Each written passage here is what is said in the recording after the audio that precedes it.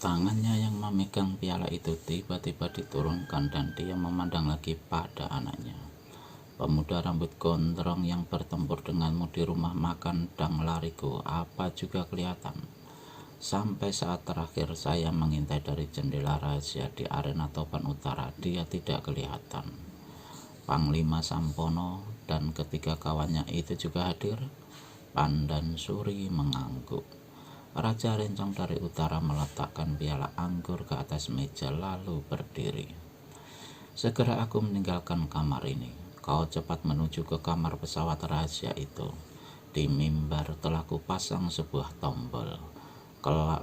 Bila tombol itu aku tekan, pesawat rahasia itu akan berbunyi, dan detik itu juga kau harus mencabut 20 helai kawat halus pada pusat pesawat secara sekaligus. Kau mengerti tugasmu, Pandan Suri? Mengerti, ayah, jawab si gadis. Raja Rencong dari Utara tertawa lalu berkata, sekali kawat-kawat itu terlepas dari pusat pesawat, lantai arena Topan Utara akan ambruk atau akan runtuh. Semua keparat-keparat yang ada di situ akan tertimbun hidup-hidup, akan mampus. Dan kita ayah dan anak akan menguasai dunia persilatan di seluruh pulau Andalas ini. Benar, benar sekali, kata Raja Rencong dengan tertawa gelak-gelak. Namun demikian, meski keparat-keparat di arena Topan Utara itu adalah sudah berada dalam perangkap kita, segala hal yang tak terduga mungkin saja terjadi. Agar kau dapat menjalankan tugas dengan aman, kau bawalah pedang ini. Raja Rencong dari Utara menyerahkan sebilah pedang ke tangan anaknya. Senjata ini tidak kalah hebatnya dengan rencong perakmu yang hilang itu, Pandan Suri. Pandan Suri menerima senjata itu, kemudian dilihatnya ayahnya mengeluarkan sehelai lipatan kertas. Sekali lagi kukatakan, ujar Raja Rencong pula, segala kemungkinan yang tak diingini bisa terjadi. Surat ini kuberikan padamu, anakku. Kelak kau baru boleh membukanya jika aku menemui ajal secara tak terduga di arena Topan Utara nanti. Jika segala sesuatunya berjalan beres, surat itu mesti kau kembalikan padaku. Ayah, apa artinya ini? Tanya Pandan Suri. Kata-kata dan surat yang diserahkan ayahnya itu membuat hatinya tidak enak. Raja Rencong dari Utara tertawa perlahan. Ditepuknya bahu Pandan Suri, dibukanya mulutnya sedang mengatakan sesuatu, tapi mendadak kepalanya dipalingkan ke pintu kamar. Seperti ada seseorang yang tengah mencuri dengar pembicaraan kita, Pandan. Pandan Suri menoleh ke pintu, lalu berkata, itu cuma perasaan ayah saja. Siapa orangnya yang berani menyusup ke sini dari arena Topan Utara? Sekali dia memasuki lorong pertama, pasti tubuhnya akan tertambus senjata-senjata rahasia, meski bagaimanapun tinggi ilmunya. Raja Rencong membenarkan hal itu, namun kekhawatiran belum lenyap dari hatinya. Menyusup dari arena Topan Utara memang tidak mungkin, tapi yang aku khawatirkan ialah penyusupan lewat lubang rahasia di bagian belakang bangunan tua. Dari lubang sampai ke lorong dan sampai ke sini sama sekali tidak dirintangi oleh satu senjata rahasia pun. Ayah, kata Pandan Suri tertawa. Menurut keteranganmu, satu-satunya manusia yang mengetahui seluk-beluk dan jalan rahasia masuk ke tempat ini ialah tua gila. Dan orang itu sudah mati belasan tahun yang silam. Apa dia mungkin hidup kembali dan menggerayang ke sini? Raja Rencong dari Utara merasa malu pada dirinya sendiri. Namun telinganya yang tajam itu tadi telah mendengar suara hembusan nafas tepat di belakang daun pintu kamar dia berada.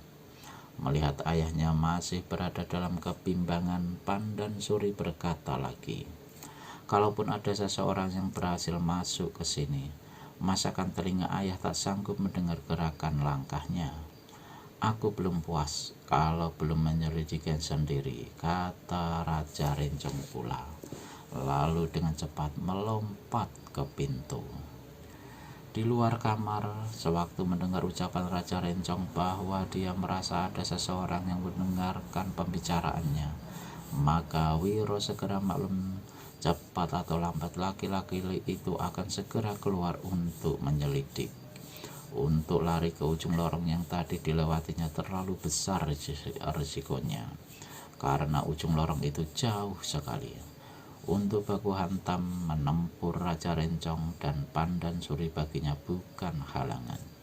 Sekalipun dia harus pasrahkan nyawa, dia bisa mati dengan rela. Tapi yang paling penting ialah menyelamatkan jiwa puluhan tokoh-tokoh sakti yang ada di arena Topan Utara, terutama mereka yang dari golongan putih. Wiro Sableng melangkah cepat ke pintu. Di samping kiri didorongnya pintu itu, tapi ternyata dikunci. Mendobrak pintu itu akan menimbulkan suara berisik dan sama saja dengan memberitahu terang-terangan kehadirannya di situ pada Raja Rencong. Wiro berkelebat ke pintu di ujung depan lorong. Baru saja dia berdiri di depan pintu itu, mendadak terdengar suara macam nyamuk mengiang di telinganya. "Cepatlah masuk, anakku."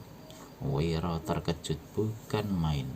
Meski tidak tahu apakah yang bakal ditemuinya di dalam sana, perangkap yang sangat berbahaya, namun tanpa pikir panjang, dalam keadaan kepepet begitu rupa, Wiro Sableng segera mendorong daun pintu.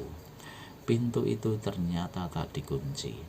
Wiro cepat masuk ke dalam. Ketika daun pintu itu tertutup kembali, maka daun pintu di lorong sebelah kanan terbuka. Raja Rencong dari utara keluar. Matanya meneliti setiap sudut ruangan. Tak seorang pun yang kelihatan. Namun Raja Rencong tak yakin bahwa perasaan dan telinganya telah menipunya. Sekali dia melompat, maka dia sudah sampai di pintu kamar di ujung lorong dan sekaligus membuka pintu itu. Wiro masuk ke dalam kamar itu. Satu pemandangan yang luar biasa membuat dia sangat terkejut, hingga sepasang kakinya laksana dipakukan ke lantai. Kamar itu tak seberapa, meski bagian luarnya kelihatan bagus, tapi di dalamnya hanya merupakan dinding, lantai, dan atap batu yang kasar. Seluruh kamar diselimuti debu. Di beberapa sudut laba-laba telah membuat sarangnya. Di tengah-tengah kamar inilah kelihatan duduk seorang laki-laki tua bermuka biru, berpipi sangat cekung. Tubuhnya yang kurus tertutup sehelai jubah biru yang luar biasa besarnya, hingga bagian bawahnya menutupi hampir seluruh lantai kamar. Kedua tangan orang tua ini buntung sebatas siku. Salah satu telinganya sumplung. Pada lehernya terikat sebuah rantai baja yang ujungnya dipantai dengan sebuah paku besar ke dinding batu di belakangnya. Sikap orang tua ini memejamkan matanya, tak ubahnya seperti orang yang tengah bersemedi. "Orang tua, kau siapa?" tanya Wiro. Orang tua itu membuka kedua matanya. Wiro merasa tengkuknya dingin. Kedua mata itu hanya merupakan sepasang rongga yang dalam dan mengerikan. "Anak tolol, lekas sembunyi dalam jubah di belakang punggungku," kata si orang tua. Wiro Sableng yang sadar akan keadaannya segera mengikuti perintah si orang tua. Namun demikian, karena dia tiada mengenal siapa adanya orang tua ini, dan bukan mustahil seorang musuh yang hendak menjebak, maka sambil menyusup ke dalam jubah biru yang lebar, diam-diam Wiro siapkan pukulan sinar matahari di tangan kiri, sedang tangan kanan memegang gagang kapak naga geni 212. "Anakku, Aku bukan musuhmu, kenapa mesti meraba senjata segala? Tiba-tiba terdengar suara mengiang di telinga Wiro Sableng. Suara orang tua itu. Orang ini hebat sekali, tentu sakti luar biasa, pikir Wiro. Tapi mengapa kedua tangannya buntung dan matanya buta, sedang lehernya dirantai begitu rupa? Tiba-tiba pintu terbuka dan terdengar bentakan Raja Rencong dari utara. Tua renta buta, siapa yang masuk ke sini? Si orang tua menghela nafas dalam lalu menjawab. Suaranya kecil sekali seperti suara anak perempuan. Jika aku sampai tidak mengetahui ada seorang yang masuk ke sini, itu bukan karena ketololanku, tapi karena mataku yang memang tak melihat. Tapi jika kau yang punya mata dan telinga tajam sampai tidak mengetahuinya dan malah bertanya padaku, itu adalah satu ketololan yang tak ada taranya. Apa kau lihat ada orang lain di kamar ini? Ejekan itu membuat Raja Rencong dari utara memaki habis-habisan. Memang selain orang tua itu tak ada siapapun di situ. Apa kau sudah memeriksa Hang Kumbara? Pertama si orang tua. Tutup mulutmu setan tua, dimaki begitu rupa. Malah si orang tua tertawa dan menyahuti. Hari ini hari peresmian berdirinya Partai Topan Utara bukan? Kunyuk peot, kau tahu apa tentang Partai Topan Utara? Semprot Raja Rencong. Aku memang tidak tahu apa-apa, tapi di balik ketidaktahuan itu, aku mendapat firasat bahwa partaimu itu akan runtuh sebelum saat diresmikannya. Dan kau sendiri akan mampus, Hang Kumbara. Ya, aku akan mampus, jawab Hang Kumbara alias Raja Rencong dari utara. Tapi sebelum mampus, untuk yang ke-100 kalinya, terima dulu ini tamparanku. Plak. Tamparan yang dilayangkan Raja Rencong keras luar biasa. Tubuh si orang tua terhuyung-huyung, dirasakan oleh Wiro tapi tidak roboh. Mulutnya mengucurkan darah. Wiro Sableng marah sekali melihat orang tua yang telah tolong menyembunyikan dirinya diperlakukan begitu rupa. Segera saja dia hendak melompat keluar dari balik jubah, tapi di telinganya terdengar suara seperti ngiangan nyamuk. Jangan tolol anak. Terpaksa Wiro Sableng mendekam terus di belakang punggung orang tua itu. Kemudian terdengar pintu kamar ditutupkan. Raja Rencong telah keluar. Sekarang kau keluarlah, kata orang tua itu. Wiro keluar dari balik jubah lalu menjurah hormat. Terima kasih atas budi pertolonganmu orang tua. Harap kau sudi menerangkan namamu. Kelak di kemudian hari aku harap bisa membalas budi besarmu ini. Orang tua itu tertawa. Sewaktu mendengar langkahmu di bagian belakang bangunan tua, sewaktu ku dengar kau mengangkat rerumpunan semak-semak lalu menyusup turun ke dalam lubang, hatiku gembira. Kukira kau adalah tua gila. Tapi dari suara langkahmu ku ketahui kemudian bahwa kau bukanlah si tua gila. Namun demikian aku yakin kau ada sangkut paut dengan orang tua itu. Mungkin sekali kau muridnya. Betul? Wiro Sableng melengak. Aku hanya menerima beberapa jurus ilmu silat dari tua gila. Bagaimana kau bisa tahu semua gerak-gerikku? Tanya Wiro heran. Ilmu yang tinggi adalah 1000 mata dengan 1000 telinga bagi seseorang, jawab si orang tua. Tapi semua itu berakhir dalam kesia-siaan. Buktinya diriku ini. Kenapa kau sampai dirantau begini rupa? Tanya Wiro. Muridku sendiri yang melakukannya, jawab si orang tua penuh rawan dan penyesalan. Muridmu? Kejut Wiro. Kau terkejut? Tak perlu terkejut atau heran orang muda. Di dunia ini sekarang penuh dengan orang-orang sesat dan murtad. Kalau aku boleh bertanya, siapa muridmu itu? Masakan kau tidak bisa menerka? Hang Kumbara, maksudmu Raja Rencong dari Utara? Itu gelarnya. Benar-benar manusia terkutuk, geram Wiro. Sekali digerakkannya tangan kanannya membetot, maka tanggallah paku di dinding batu dengan cepat. Wiro lalu melepaskan rantai yang mengikat leher orang tua itu. Terima kasih nak, tenaga dalammu luar biasa sekali. Aku pun cuma punya sedikit orang tua. Aku cuma punya waktu sedikit orang tua. Harap kau sudi memberikan sedikit keterangan tentang dirimu. Kelak kalau tugasku selesai, aku akan membawamu ke tempat terkutuk ini. Terima kasih. Tak perlu kau bawa diriku yang sudah pikun cacat tak berharga ini.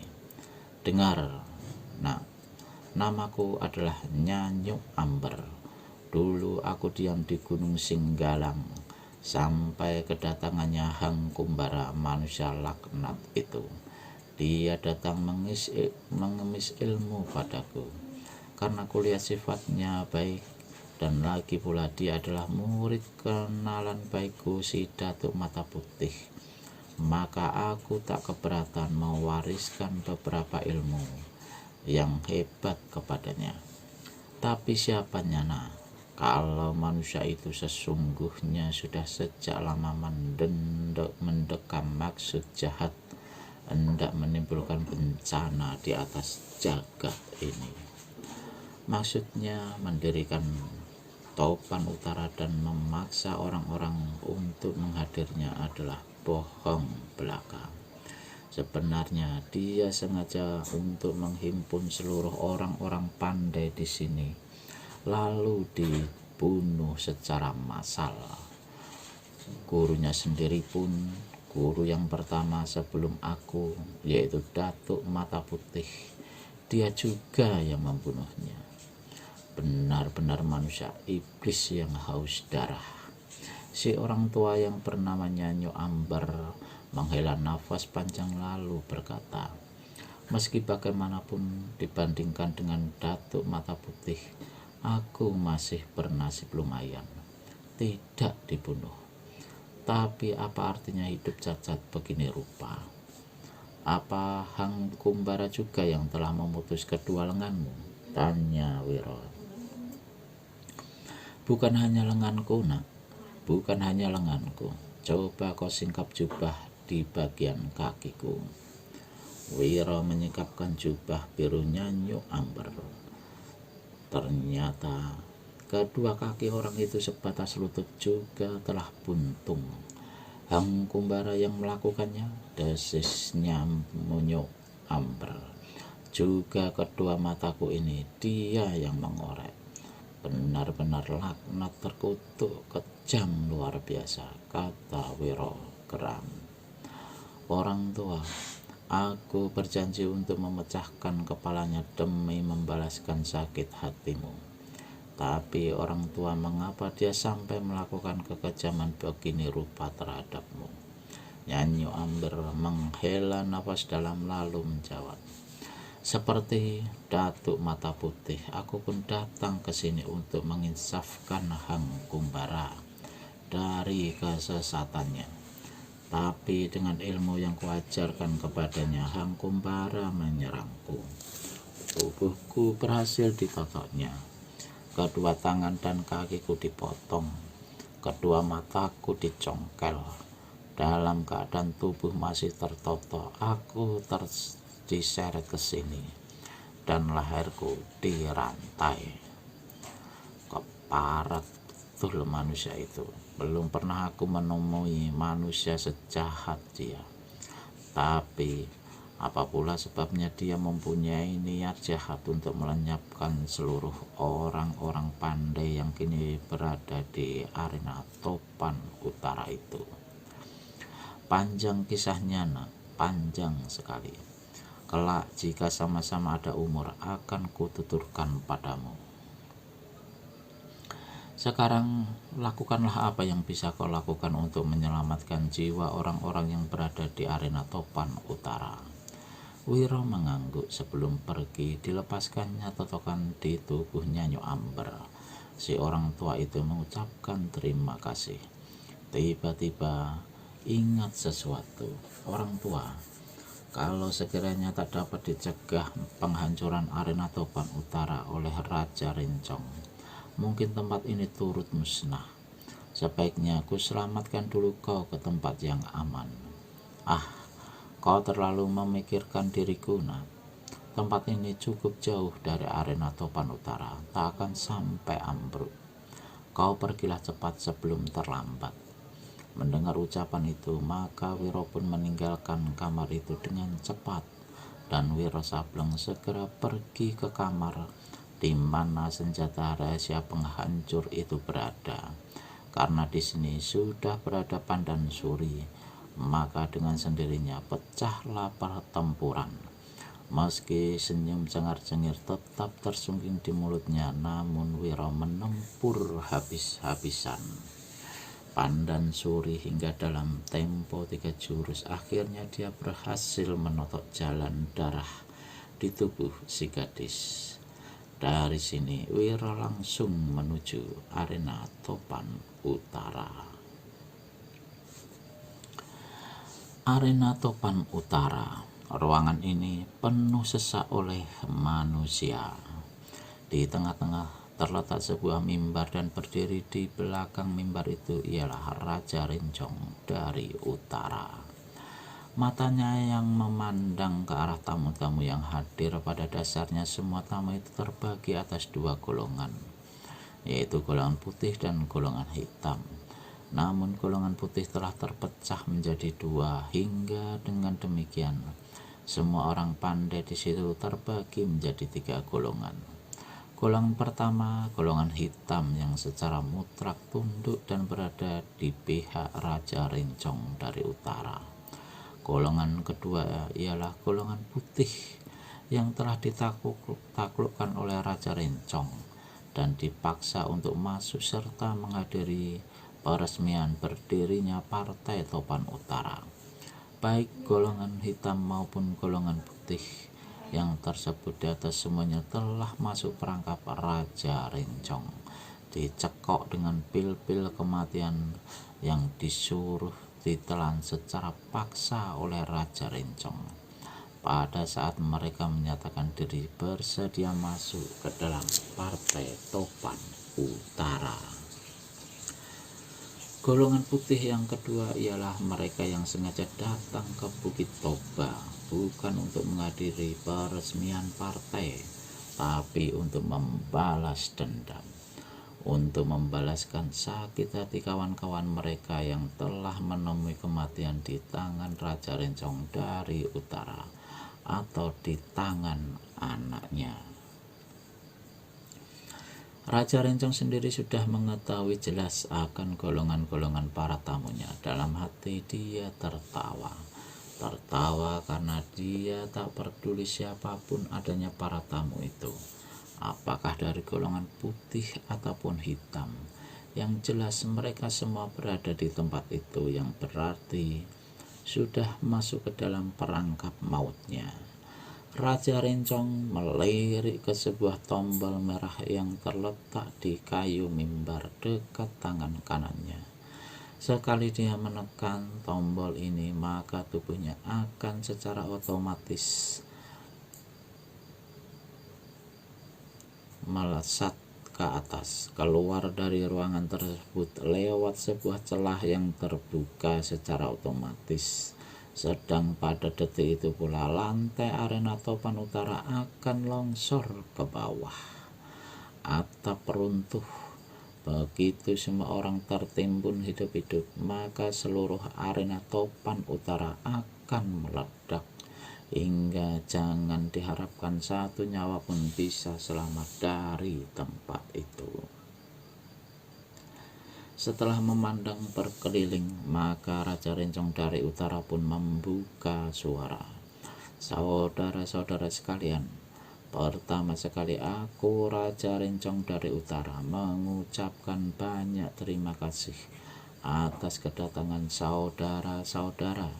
Beserta dengan ucapan terima kasih itu, aku sampaikan pula permohonan maaf karena mungkin penyambutan dan layanan terhadap saudara-saudara kurang memuaskan, dan juga maaf karena peresmian berdirinya Partai Topan Utara ini tidak disertai upacara dan pesta besar-besaran. Saudara-saudara sekalian, dalam mendirikan Partai Topan Utara ini, aku sama sekali tidak melihat kepada asal-usul saudara-saudara atau menilai golongan mana adanya saudara. Begitu bagiku, jika saudara-saudara sudah mau datang dan hadir di sini, maka berarti saudara-saudara semua sudah masuk menjadi anggota Partai Topan Utara. Ucapan ini membuat tokoh-tokoh golongan putih yang datang untuk menuntut balas kematian kawan-kawan mereka menjadi gelisah. Dan di antara kegelisahan itu, maka melesatlah ke atas arena 4 sosok tubuh. Mereka adalah Panglima Sampono, Datuk Nansa Batang, Lembu Ampel, dan Seberang Lor. Sementara 3 orang kawannya berdiri berjejer, maka Panglima Sampono maju ke hadapan mimbar. Suasana di arena menjadi sesunyi di pekuburan. Manusia-manusia tak tahu aturan bentak Raja Rencong marah sekali. Perbuatanmu naik ke depan mimbar merupakan penghinaan besar bagi semua anggota partai yang hadir di sini. Raja Rencong, menyahut Panglima Sampono, kami berempat di sini bukan untuk masuk partaimu, tapi untuk minta pertanggungan jawab atas kematian sobat-sobat kami, tokoh-tokoh silat golongan putih. Kalau begitu, berarti kalian ingin segera menyusul mereka, tugas Raja Rencong. Dia berpaling ke arena sebelah timur dan berseru, 4 tombak sakti, lenyapkan pengacau-pengacau ini. Baru saja seruan Raja Rencong berakhir, maka melompatlah 4 orang berpakaian ringkas hitam. Tampang-tampang mereka galak, buas, dan mengerikan. Dalam kejap itu pula 4 buah tombak menderu ke arah kepala Panglima Sampono dan ketiga kawannya. Pertempuran antara 4 tombak sakti melawan Panglima Sampono, Datuk Nansa Batang, Seberang Lor, dan Lembu Ampal berjalan seru sekali. Kedua belah pihak agaknya berimbang, serangan-serangan datang silih berganti. Namun walau bagaimanapun seimbangnya satu pertempuran, pada suatu saat tertentu pasti salah satu pihak akan menjadi pecundang. Setelah bertempur hebat selama 15 jurus, maka korban pertama pun roboh. Korban pertama ini orang ketiga dari 4 tombak sakti meregang nyawa di ujung pedang Seberang Lor. Panglima Sampono kemudian berhasil pula merobohkan orang kedua dari 4 tombak sakti, hingga dengan bertempur kini adalah Datuk Nansa Batang dan Lembu Ampel melawan orang ke-1 dan ke-4. Tingkat kepandaian Datuk Nan Sabatang dan Lembu Ampel hanya sedikit lebih rendah dari Panglima Sampono. Maka setelah 15 jurus lagi berlalu, kedua orang terakhir dari 4 tombak sakti itu pun menemui ajalnya pula. Raja Rencong dari utara marah luar biasa. Tongkat baja hijau, majulah untuk menghancurkan 4 bangsa terendah ini. Sekelebat sosok tubuh berpakaian hijau melesat ke atas arena. Orang ini berbadan tinggi langsing, tubuhnya agak bungkuk dan usianya sudah lanjut. Di tangan kanannya ada sebuah tongkat yang hampir sebetis besarnya. Tongkat ini terbuat dari baja asli dan dilapisi racun hijau yang dahsyat. Lekas lenyapkan mereka tongkat baja hijau, kata Raja Rencong. Tongkat baja hijau tertawa mengekeh. Tongkat bajanya diketuk-ketukkan ke lantai arena. Hebat sekali, semua orang merasa bagaimana lantai yang mereka injak jadi bergetar. Panglima Sampono dan kawan-kawan segera maklum bahwa manusia berjubah hijau ini tinggi sekali ilmunya, dan senjata di tangannya sangat berbahaya. Tak usah khawatir Raja Rencong, kata tongkat baja hijau. Manusia-manusia macam kunyuk-kunyuk ini mudah saja dibereskan. Lalu dia menyapu paras ke-4 orang di hadapannya dan bertanya, "Hei, kalian mau maju satu-satu atau berempat sekaligus?" "Bagusnya berempat saja, biar cepat ku bereskan." Merah paras ke-4 tokoh itu. Panglima Sampono bergerak, tapi seberang lor mendahulinya melompat ke hadapan tongkat baja hijau. "Tongkat baja hijau, setahuku dulu kau adalah seorang tokoh golongan putih. Sungguh disayangkan, di samping sesat kau juga mau-mauan masuk menjadi begundalnya Raja Rencong. Murid murtad si pembunuh guru itu, kau mulailah, mari kita bertempur sampai ratusan jurus." Tongkat baja hijau mengekeh. "Jika aku tak salah lihat, kau adalah manusia yang bernama seberang lor. Tempatmu jauh di tanah Malaka. Aneh juga kalau kau sampai nyasar ke sini. Orang Malaka jangan jual lagak di sini. Kau tahu, hanya namamu saja yang kembali ke negerimu." Habis berkata begitu, tongkat baja hijau menyerbu ke depan. Sinar hijau menderu dari tongkat mustikanya. Seberang lor segera pula kiblatkan pedang berkelupnya. Maka pecahlah pertempuran yang hebat. Tapi kehebatan itu segera berubah menjadi satu pertempuran yang tidak seimbang. Serangan-serangan tongkat hijau datang mencurah laksana hujan. Dalam jurus ke-4 senjata itu menderu ke bahu seberang lor tanpa bisa ditangkis dan diklik. Seberang lor menjerit. Tubuhnya terguling-guling di luar arena, nyawanya lepas. "Keparat aku lawanmu," teriak Datuk Nan Sabatang. Menggledek, tubuhnya berkelebat dan garis biru meluncur dahsyat ke arah tenggorokan tongkat baja hijau. "Jangan omong, keparat. Jangan omong besar, Datuk," ejek tongkat baja hijau. Sekali tongkatnya disapukan, Datuk Nan Sabatang tersurut sampai 5 langkah. "Hahaha, aku mau bertempur 1 lawan 1. Ayo Panglima dan Lembu Ampel, kalian berdua majulah." Sambil menyerang Datuk Nan Sabatang, tongkat baja itu sekaligus melancarkan serangan pada Panglima Sampono dan Lembu Ampel. Mula-mula kedua orang ini tak mau ikut turun ke dalam kalangan pertempuran, tapi karena diserang terus-terusan, Mau tak mau akhirnya kedua orang ini turun juga ke gelanggang. Bagi orang-orang yang ada di situ, nama Panglima Sampono dan kawan-kawannya adalah nama-nama besar.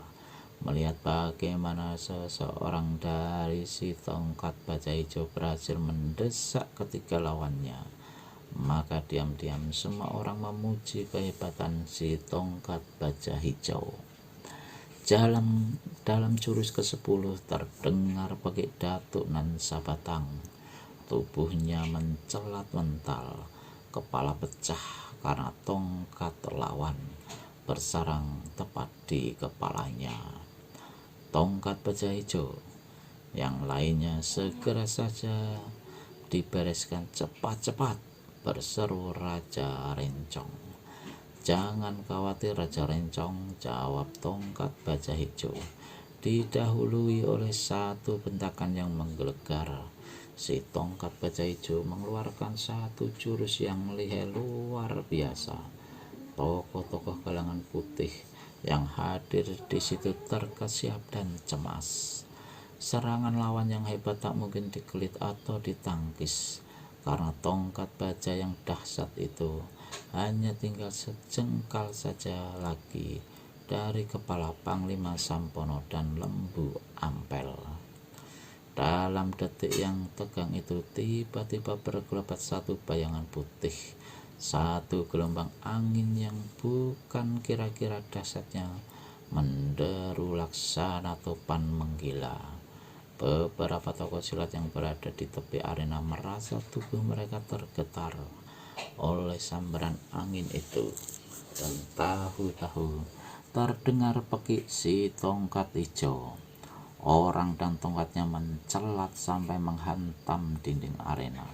Begitu jatuh nyawanya sudah lepas dengan muka hancur memar.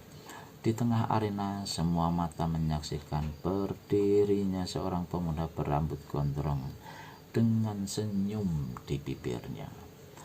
"Pemuda gondrong, kau siapa?" bentak Raja Rencong. "Siapa aku bukan urusanmu. Terlebih dulu perkenalkan aku bicara." "Parat, kau terlalu berani mampus," damprat Raja Rencong. Dia berpaling ke kanan dan berseru, "Sepasang pengemis gila, bunuh pemuda ini." Lalu sambil berpaling ke kiri, Datuk Arak Sakti memusnahkan Panglima Sampono dan Lembu Ampel. Dari arena sebelah kanan melesat dua orang berambut acak-acakan dan berpakaian kotor bertambal-tambal. Mereka sepasang pengemis gila. Keduanya sambil berteriak-teriak dan tak karuan langsung menyerang Wiro Sableng. Di kejap yang sama dari samping kiri melompat pula seorang berpakaian merah. Dari mulutnya menyembur arak yang menyerang ke seluruh jalan darah di tubuh Panglima Sampono dan Lembu Ampal. Kedua orang ini terkejut dan cepat-cepat memukul ke depan. Namun di saat itu terjadi satu hal peristiwa yang membuat semua orang kaget dan kagum luar biasa. 3 jeritan terdengar susul menyusul. 3 tubuh mencelat mental dan terbanting ke dinding lalu roboh di antara orang banyak. Sepasang pengemis gila dengan berteriak-teriak melompat menyerang Wiro, dan Datuk Arak Sakti menggempur Panglima Sampono dan Lembu Ampel. Wiro Sableng dorongkan kedua telapak tangannya ke arah orang yang menyerang dengan pukulan Dewa Topan menggusur gunung. Akibatnya sepasang pengemis gila dan Datuk Arak Sakti tak ampun lagi, ketiganya terlempar dan mati.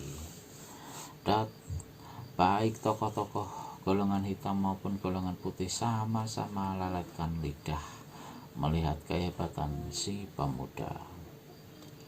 Di lain pihak mata Raja Rencong terbeliak besar-besar. Dua pukulan yang dilepaskan pemuda rambut gondrong itu adalah pukulan Dewa Topan menggusur gunung.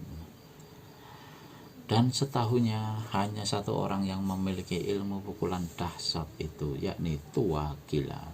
Sehingga Raja Rencong ingat akan kecurigaannya sewaktu berada di kamar bersama Pandan Suri tadi. Jika betul pemuda rambut gondrong itu murid Tua Gila, pastilah dia telah menyusup lewat jalan raja di bagian belakang bangunan tua. Tapi di mana dia bersembunyi sewaktu seluruh tempat diselidikinya tadi. Raja Rencong dari Utara tak mau berpikir panjang-panjang. Saat itu sudah tiba waktunya untuk menekan tombol merah di atas mimbar. Sambil tertawa mengekeh, Raja Rencong menggerakkan jari telunjuknya ke tombol merah dan berseru, "Manusia-manusia tolol, kalian semua pergilah ke neraka." Dan jari telunjuk itu pun ditekan sekuat-kuatnya pada tombol merah. Mata Raja Rencong membeliak seperti mau tanggal dari sarangnya. Parasnya berubah total, terkejut amat sangat. Tombol yang ditekan atap di atas tidak membuka, lantai arena Topan Utara tidak ambruk. Seperti tak percaya akan dirinya sendiri, Raja Rencong menekan lagi tombol merah itu. Lagi, dan lagi, sampai berulang kali. Tetap saja tak satu pun yang terjadi. Tiba-tiba didengarnya suara tertawa bergelak. Ketika dia mengangkat kepala, yang tertawa itu bukan lain si pemuda berambut gondrong, Wiro Sableng. Kau heran dan terkejut melihat ruangan ini tidak amblas, tidak hancur lebur. Wiro tertawa lagi gelak-gelak.